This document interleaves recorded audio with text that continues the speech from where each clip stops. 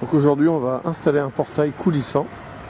C'est un portail au départ manuel mais qu'on va motoriser. Donc c'est un portail de 4 mètres standard.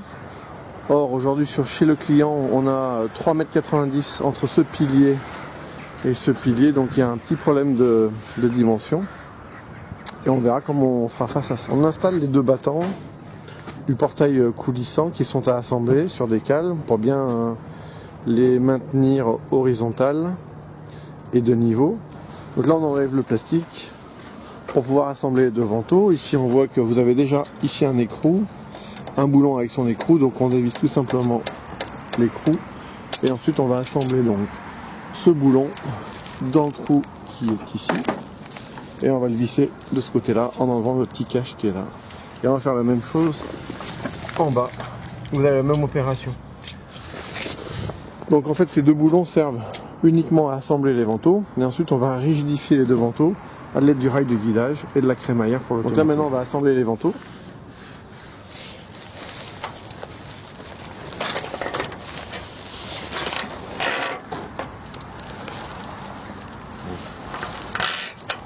Bien.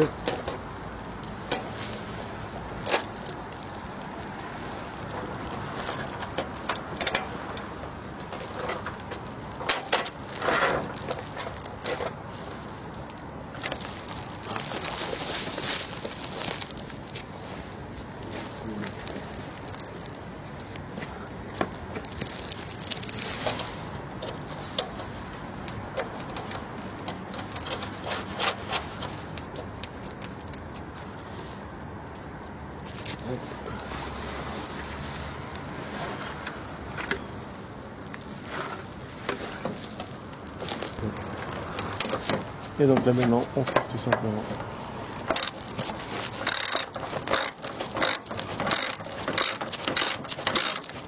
Et après on refait la même chose avec. Donc on a assemblé le portail. Ici on voit qu'on a la serrure à droite. Et on a vu tout à l'heure dans la maçonnerie que le portail refoulait à gauche vu de l'intérieur. Donc ça veut dire que la serrure est à droite forcément. Donc la serrure est bien à droite. On reconnaît que le refoulement est à gauche puisque la serrure est à l'opposé. Et ici on a le trou pour pouvoir mettre la queue de portail. Donc maintenant ce qu'on va faire, c'est qu'on va installer sur cette traverse haute le rail de guidage. Et quand on aura installé le rail de guidage, on mettra ensuite ici la queue de portail qui va sortir pour pouvoir fixer le petit bout de rail de guidage en trop. Alors il faut savoir que le rail de guidage est composé de deux parties. Donc il faudra bien mettre la petite partie devant et la grande partie derrière pour qu'en fait la jointure du rail de guidage ne se fasse pas au milieu, qu'elle se fasse de côté décalé ou d'un côté ou de l'autre, peu importe, mais pour avoir une rigidité sur le milieu du portail. Mis des serre-joints pour tenir le premier rail de guidage. Donc là c'est le plus long. Donc j'ai mis ici le rail de guidage à fleur le montant et ici le haut du rail de guidage à fleur la traverse. On y met les serre-joints et ensuite vous avez ici des trous pré-percés. Il y a juste à mettre les vis autoforeuses dessus pour fixer le rail. Et ensuite on mettra le capuchon. Voilà.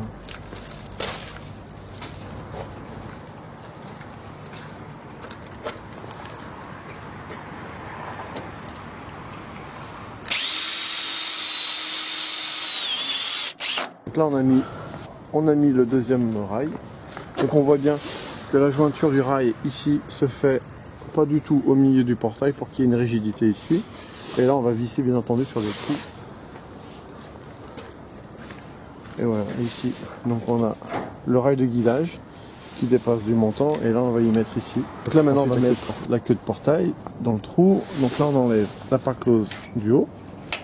On a enlevé la part close qui était ici en bas.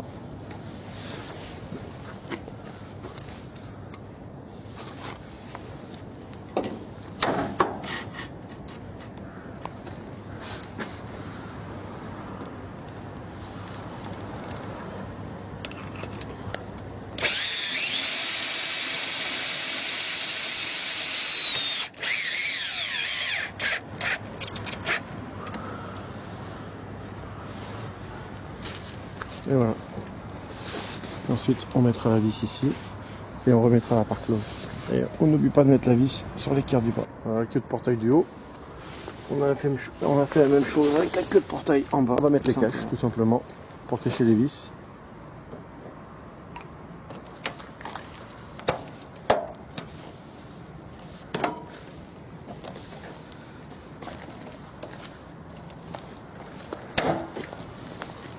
Voilà, ça fait. On va passer donc à la pose du rail.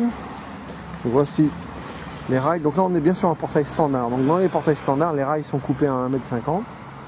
Et pour les portails standards, il faut que le rail arrive à ici 10 mm du bord du pilier. Alors là on a un pilier un peu spécial, dans le sens où le client a mis des regards d'eau pluviale en guise de boisseau de pilier. Donc le pilier est un peu tordu dans tous les sens. Donc on a pris un élément de référence, c'est la semelle. Donc c'est la semelle ici. Donc on se met à 10. Donc le rail va commencer d'ici à là. Et le rail fait 60 mm. On prend un cordeau, un cordex. Donc, et on tire une ligne pour que le portail arrive ici. Aussi de la même façon à 10 mm de notre référence. Alors comme le pilier est tordu, on s'est un peu plus décalé. Et jusqu'au bout du refoulement. Et donc là maintenant, on va aligner les rails comme ceci.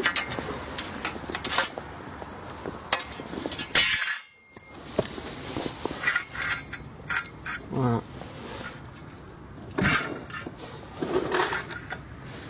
Pour être à 10 mm.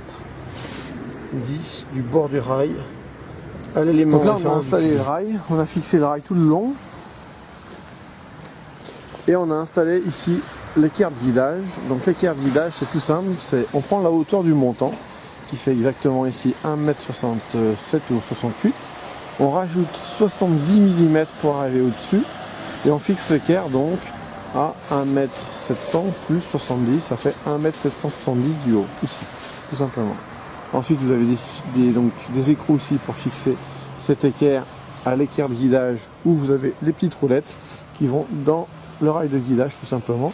Donc ici vous avez la possibilité de régler et d'ajuster les roulettes. Ici vous avez la possibilité avec les lumières qui sont ici d'ajuster aussi l'équerre tout simplement. Et là vous avez encore des lumières pour ajuster la hauteur s'il y a un souci.